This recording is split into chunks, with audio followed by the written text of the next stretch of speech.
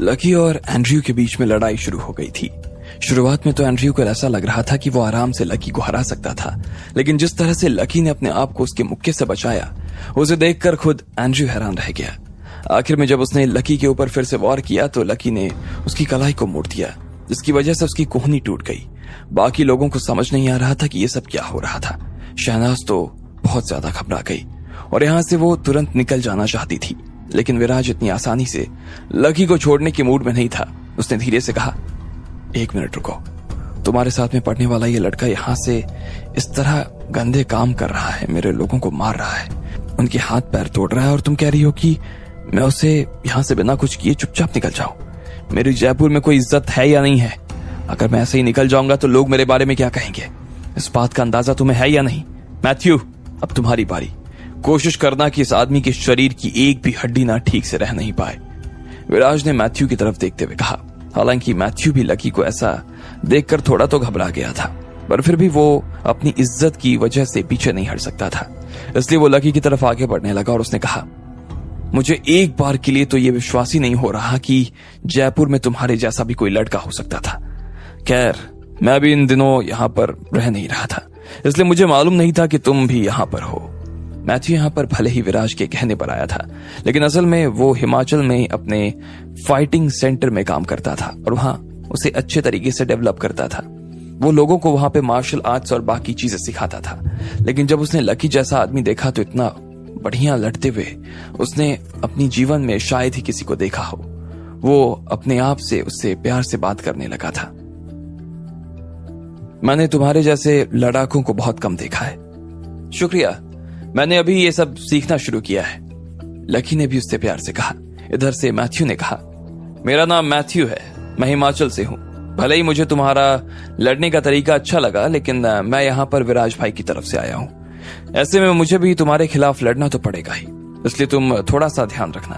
अगर तुम्हें कोई चोट लग जाए या फिर कोई घाव हो जाए ना, तो उसके लिए मैं तुमसे पहले ही माफी मांग लेता हूँ। लकी ने जैसे उसके मुंह से इस तरह की बात सुनी तो वो दंग रह गया। उसने देखा कि मैथ्यू उससे बहुत प्यार से बात कर रहा था और अब लकी उससे उस नजर से नहीं देख पा रहा था जिस तरह से वो एंड्रयू को देख रहा था, इसलिए उसने उससे भी उसी तरीके से रिप्लाई करते हुए कहा, ये सब मुझे याद दिलाने के लिए शुक्रिया, लेकिन अगर मुझसे भी ऐसा कुछ हो जाए तो उसके लिए मैं पहले ही तुमसे माफी मांगता हूं। इधर लोगों ने जैसे ही मैथ्यू का नाम सुना तो वो सब हैरान हो गए। बहुत से लोग उनमें से हिमाचल से थे जो यहाँ होटल में आए हुए थे या फिर काम कर रहे थे। वो लोग मैथ्यू के बारे में अच्छी तरीके से जानते थे। अगर ये सच में मैथ्यू है ना, तो इसका मतलब हिमाचल के सबसे अमीर आदमी वीर भान का बॉडीगार्ड होगा ये।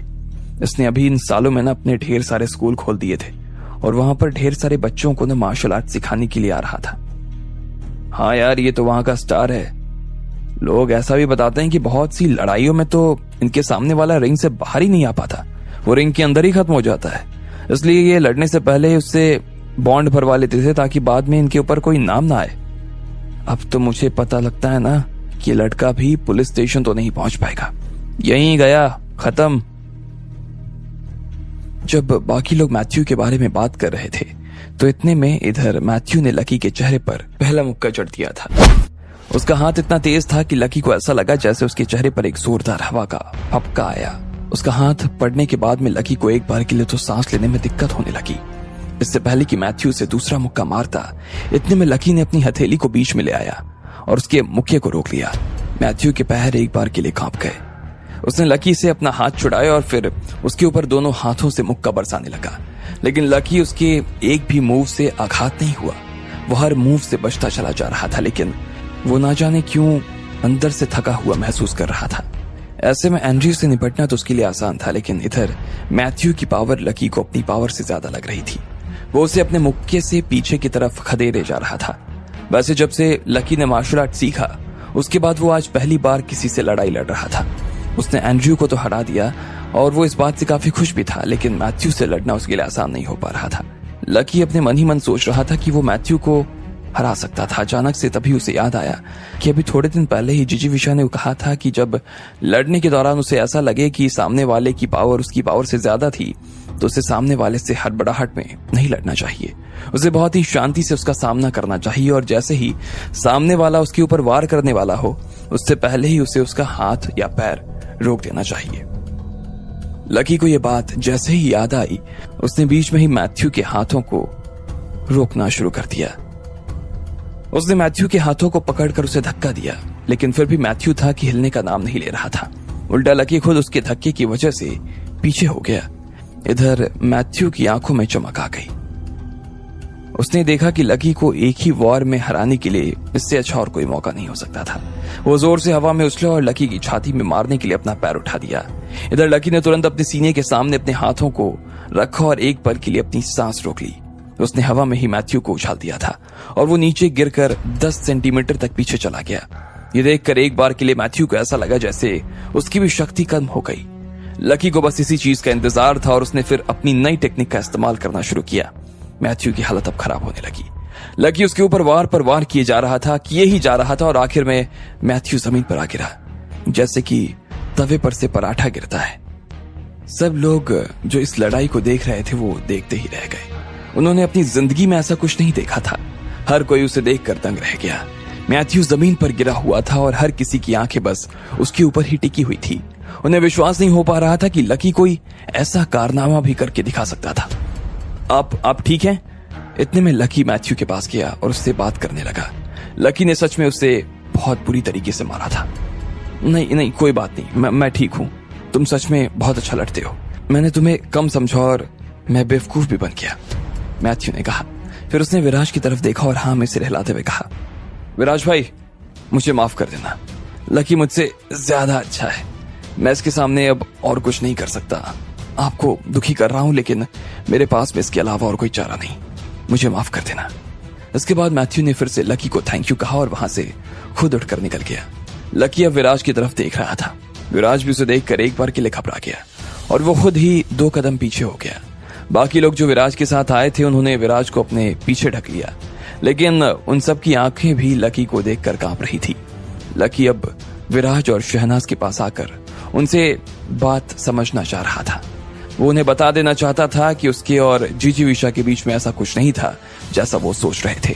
ठीक इसी वक्त जब वो उनके पास आने ही वाला था तब होटल के दरवाजे के बाहर एक जोरदार सायरन की आवाज आई। इतने में पुलिस अंदर आ गई। जब विराज यहाँ पर आ रहा था उससे पहले ही विराज ने पुलिस को फोन करके बुला लिया। उसने पुलिस से यही कहा था कि शर्मा होटल में इस तरह के गंदे काम हो रहे थे और इसलिए पुलिस यहाँ पर इस आदमी को अरेस्ट करने के लिए अपनी टीम के साथ आ गई। पहले तो विराज ने यही सोचा कि एंड्रयू और मैथ्यू लकी को बुरी तरीके से मारेंगे और फिर पुलिस उसे अपने साथ उठाकर ले जाएगी, लेकिन एंड्रयू और मैथ्यू उसका बाल भी बांका नहीं कर पाए। पर फिर भी विराज को सहूलियत हो गई कि अब पुलिस आ गई तो उसे डरने की जरूरत नहीं थी। फिर जब लकी को पुलिस जेल में डाल देती तो विराज भी उससे निपटने के लिए और तरीका सोच सकता था। जयपुर पुलिस के मुख्य आदमी सौरभ शेखावत खुद विराज के फोन पर वहां आए। विराज के कहे को कोई भी टाल नहीं सकता था। सौरभ सर देखिए, यही वो लड़का है जो यहाँ पर इस होटल में गंदे काम करता है, पकड़ लीजिए इसे। विराज ने लकी की तरफ देखा और कहा। सौरभ लकी के पास में आया और उसे देखते हुए कहा, हमें तुम्हारा कमरा चेक करना पड़ेगा। कहाँ है तुम्हारा कमरा, लेकर चलो। लकी ने नाम में अपना सिर हिलाया और कहा, नहीं सर, मैं ऐसा कुछ भी नहीं कर रहा था। मेरे और उस लड़की के बीच में वैसा कुछ भी नहीं है। इतने में विराज को जोर से हंसी आ गई और उसने कहा, अच्छा तो तुम कहना चाह रहे हो कि तुमने और उस लड़की में कुछ नहीं हुआ? जहां तक मुझे तुम्हारे बारे में पता है ना, तो तुम्हारी अभी तक शादी नहीं हुई है, ना ही तुम्हारी कोई गर्लफ्रेंड है, ठीक है? हाँ तो इसका मतलब क्या हुआ कि नहीं हुई है? तो लकी उन्हें जो भी उन दोनों के बीच में था वो सब कुछ सच सच बता देना चाहता था। वो उन्हें बता देना चाहता था कि उसकी और उस लड़की के बीच में क्या चल रहा था। वो उन्हें बता देना चाहता था कि वो उसकी गुरु थी, लेकिन कोई भी उसकी बात सुनने वाला नहीं था। लकी ने एक बार के लिए शहनाज को देखा। वो उसे घिन्न भरी नजरों से देख रही थी। उसकी नजर जिस तरह से लकी को देखे जा रही थी उससे लकी के दिल में भी बहुत दर्द हो रहा था। वो उसकी इस तरह से देखती हुई आंखों को बर्दाश्त नहीं कर पा रहा था, लेकिन वो जब तक अपनी तरफ से कोई सफाई पेश नहीं करता तब तक शहनाज उसे इसी तरह से देखने वाली थी। इसलिए उसने कहा, ठीक है, आप लोग जाकर देख सकते हो। अच्छा तो अब आखिर तुमने इस बात को मान ही लिया कि तुम्हारे और उस लड़की के बीच में कुछ है। चलो सब लोग, हम लोग भी देखते हैं कि किस लड़की के साथ में कुल छर्रे उड़ा रहा है ये। लकी, सौरभ और बाकी सब लोग कमरे के अंदर दाखिल होने वाले थे और थोड़ी ही देर में वो लोग वहां पहुंच भी गए। जैसे ही बाकी सब लोगों ने बहुत सारे लोगों के पैरों की आवाज को सुना तो सबने अपने कमरों के दरवाजे खोल दिए और सब अपने अपने कमरे से बाहर आ गए। हर कोई ये देखकर हैरान था कि वहां पुलिस थी।